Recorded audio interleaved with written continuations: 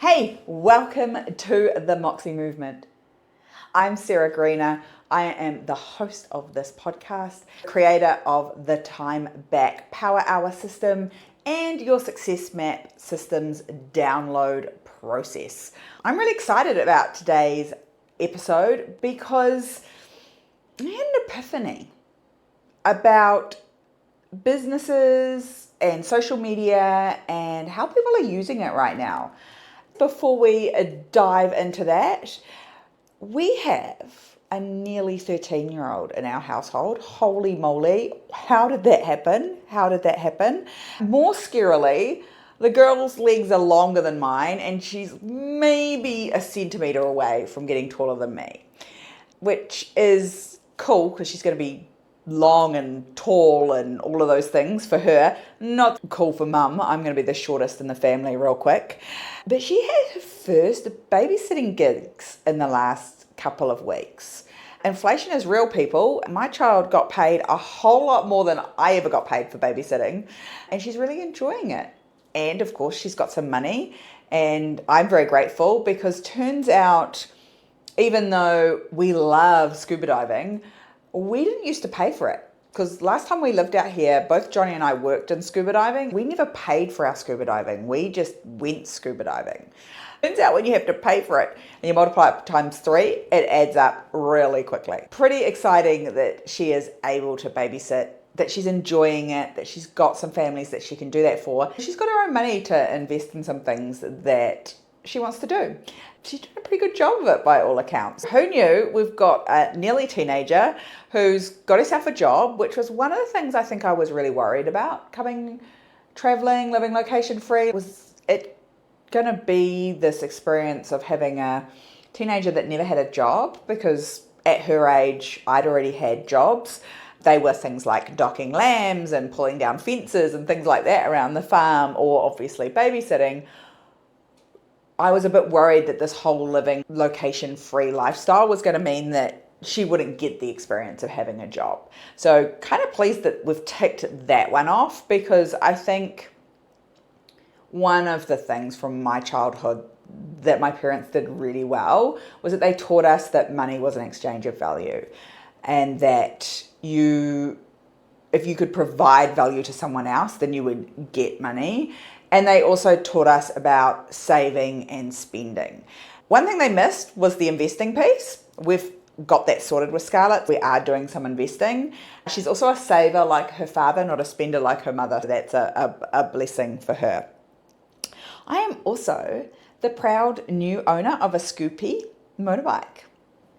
It's new to me. It's not brand new. It's secondhand. I don't want a brand new motorbike. Why? Because the moment that you have a brand new motorbike, you have to worry about it getting scratched up. And you can be sure if I got a brand new motorbike, there was every chance I was going to knock it over or fall off it or do something that was going to mean that it was going to get scratched up.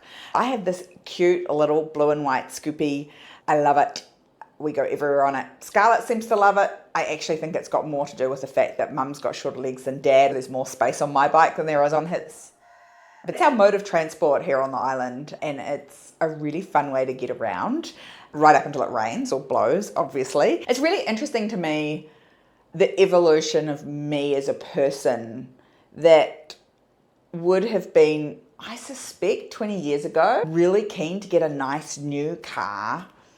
And now I'm excited about my $1,000 secondhand scooter that gets me around the island because of what my priorities are and how that lines up in my business. A little reminder to myself and to you as well that, if you're here looking for a coach that's going to tell you, like, this is what I did to buy a Maserati or a Jaguar or even a good old school Audi or BMW, I'm probably not going to be your gal, because I just traded all that stuff in for a $1,000 scooter. And I love it because that is the freedom that I'm allowed to have to hang out with my husband and my daughter, living kind of anywhere I want on the island in the world. And currently that's an island in the Andaman Sea in Thailand, because of the way we built our businesses, in alignment with the things that mattered most to us, with our family, with the things that we wanted to do for all three of us. Got a babysitter, got a Scoopy, And we had a sad day. We had a really sad day. If you don't know, I'm a total Apple fan. Have been on Apple for a long time. I can't even think who converted me, but somebody converted me over to Apple, and if you're Apple, you know. And if you're not Apple, well, you don't know. But truthfully, your life's just a whole lot better if you use Apple products, right? We might agree, or you might disagree with me, but that's my stance on it. And generally, my reason for that has been that all of the gear has lasted a really, really, really long time. I think like our first two Mac laptops lasted like a decade. Sadly though, my iMac blew up after only 4 years. It was very sad. I was teaching a workshop the other day. Workshop was going great. The power surge thing was beeping. Don't ignore those things. When alarms are going off in places, you shouldn't ignore them. They generally go off for a reason. And it was going off, and next minute, pew, the whole computer shut down. Not ideal, because hadn't planned to buy a new computer because it was only 4 years old. I was going to get a whole 6 more years out of it. But it did, it died. Now I'm the proud owner of a Mac Mini, and I must be getting old. I'm turning into that person who's like, where did they move the stuff? Why did they update the software? Why can they not just leave it alone and let me use it? Maybe that's a I'm getting into my 40s thing. Maybe that's a perimenopausal thing. I don't know. I could hear the words coming out of my mouth and I thought, oh my God, I sound like my mother. I love you, Mum. And we gave you a really hard time when we were teenagers. Which I now suspect you were going through perimenopause and menopause, and we were mean. I'm really grateful my daughter's not as mean as I probably was. Yeah, I'm into new tech and it's working great. I'm just still finding my way around it. If things look a little bit weird and a little bit different and things move a little bit differently today, it's because I am still figuring the technology out, because I was familiar with my old system and this system's not familiar to me. Freaking life is good. Top tip, Greener family have got a wee gratefulness jar and we are rolling with that at the moment. We're loving it. Every day, the three of us write down at least one thing we're grateful for, pop it in the jar, and the jar's nearly full and it's only March. That's how good life is. If you want to be reminded about how cool your life is, get yourself a jar, start writing things in that you're grateful for, that you appreciate. I promise it works. It's fun. I want to talk about something I've seen come up a lot. I'm seeing it come up for a lot. Some of my clients, I'm definitely seeing it in the conversations that I'm having over on my Instagram and on my Facebook. I'm definitely seeing it in online communities where women in business are hanging out. And it kind of pisses me off. And it pisses me off because I think it's setting you up to fail. Is that people have fallen into this trap that social media is the whole business. Social media is not the whole damn business. It's just a tool. If your entire business strategy is post and pray, you don't have a freaking business. You have a social media addiction. And they're two really different things. I know it's ironic that I'm probably going to post this episode up on my social medias while I'm talking about this. And I think you have to remember that social media is part of the business, not the whole business. Social media was a visibility tool. It was a way to connect with people. When we got started on social media, the reason that I went on it was because I'd been traveling and I had friends and family all over the world and I wanted to stay connected with them. And then we bought our business. It became a way that we could stay connected with our guests from all over the world on our boat and our crew. It was just part of the business, not the whole business. And in 2025, I think we've gotten to this really bad habit of thinking that social media is the solution for everything. And if you're really busy in your business, if you're a mum and you're running a business and you're running a household, well, freaking, like, it's a given that you're already busy. Social media is definitely valuable, but it's one piece of your business, not all of it.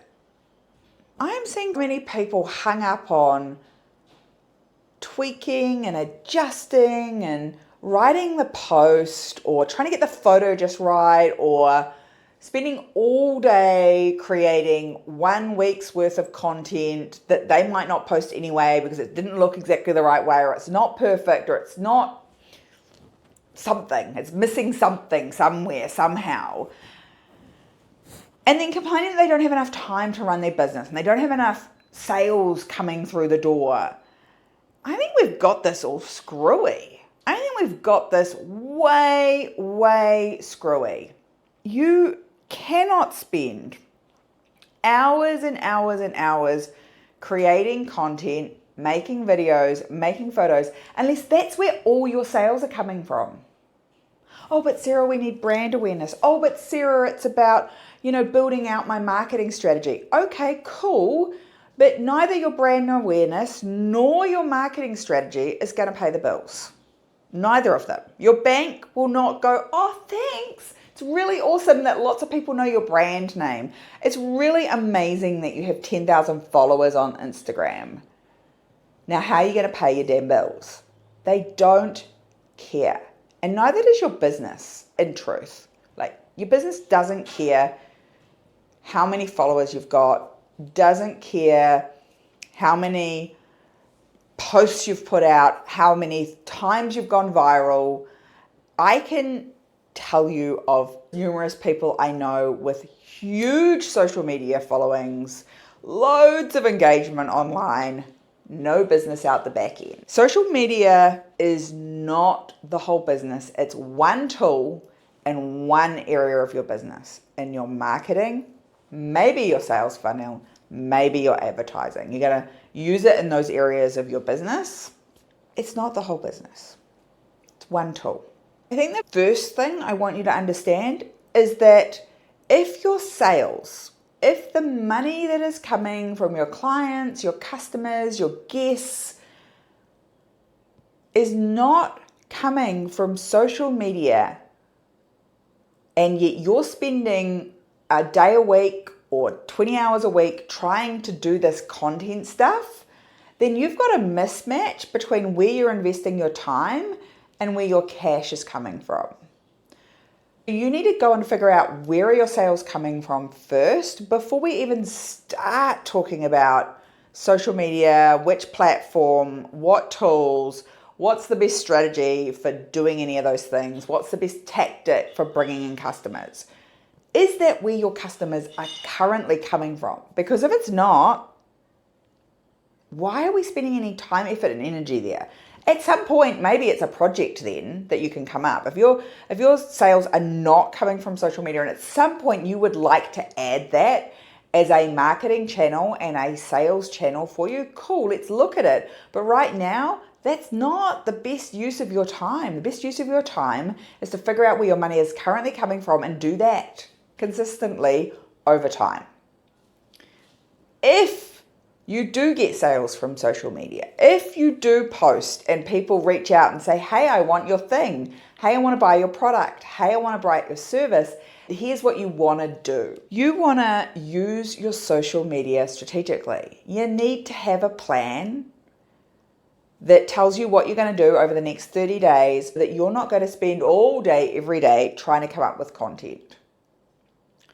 You need to batch the hell out of your content. Don't try and do it day by day, bit by bit, as you go along. It'll take up way more time than you want it to. Sure, you can still post in the moment. You can still story in the moment. That stuff's all completely okay.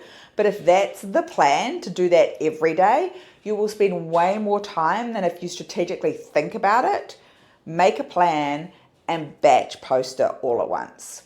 I have a team that helps me out with my content. We make a plan for 30 days in advance. In there is a number of reels and short videos that I have to shoot. And Scarlett and I go out and spend two-hour sessions, I guess, and shoot all the content for the month. It helps that she comes with me. Shooting it by yourself is really hard. If you can do it with a shooting buddy, it's going to make it way easier because it feels weird talking to the camera when there's no one else there. Having someone else there is going to be super, super helpful. You're going to have a plan. You're going to post. Ideally, let's schedule it. You're not having to go in and do it each and every day. Engage with some people and then get the hell off social media. It's such a time suck. You want to be a creator, not a consumer. And if you are constantly on there consuming other people's stuff instead of creating, you will continue to be a consumer, not a creator. We want to create things. We don't want to be constantly buying other people's stuff, right? Your money in your business is in the conversations that you're having, in the follow-ups that you're making, and in the real life connections. If you're not at multiple six figures, most of your sales are probably coming from people that actually know, like, and trust you already and know you in real life. Or it's coming from referrals of people that have already worked with you or people that know, like, and trust you, and they're sending you business. Social media is not driving that first 6 figures of sales. It's probably not even driving the first $500,000 worth of sales. Be really careful about how you think about social media.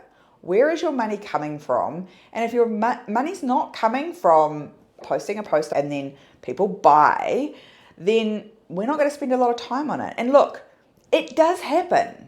When we first started running ads with the boat business, we were running ads and selling cruises in the comments of the Facebook post. That's wild to me.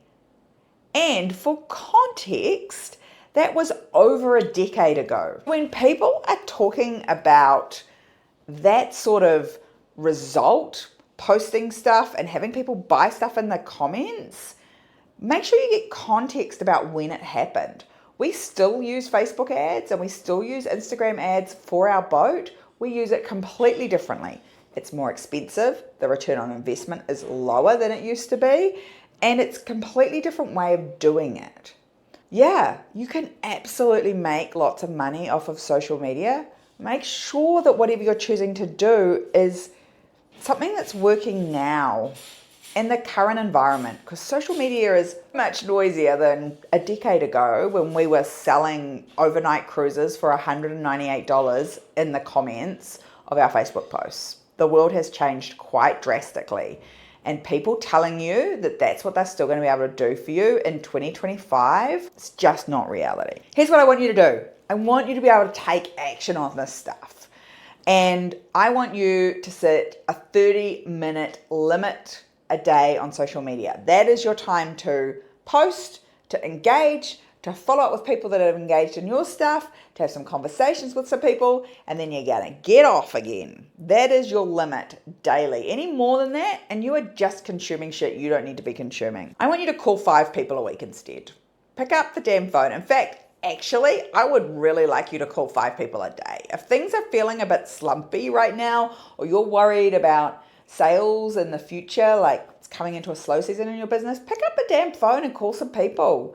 Call some past clients, call some potential partnerships, call a lead that hasn't closed, call people that actually might need your thing and make some sales. I promise you, if you put some direct action into making some sales, you will make them. Track where your sales are coming from. And I bet it's not the people that liked your Instagram post. Because when you know where your cash is coming from, it's way easier to take the right action in your business. Social media is the microphone, not the whole message. Now go sell something and not just scroll. Till next time, stay moxie.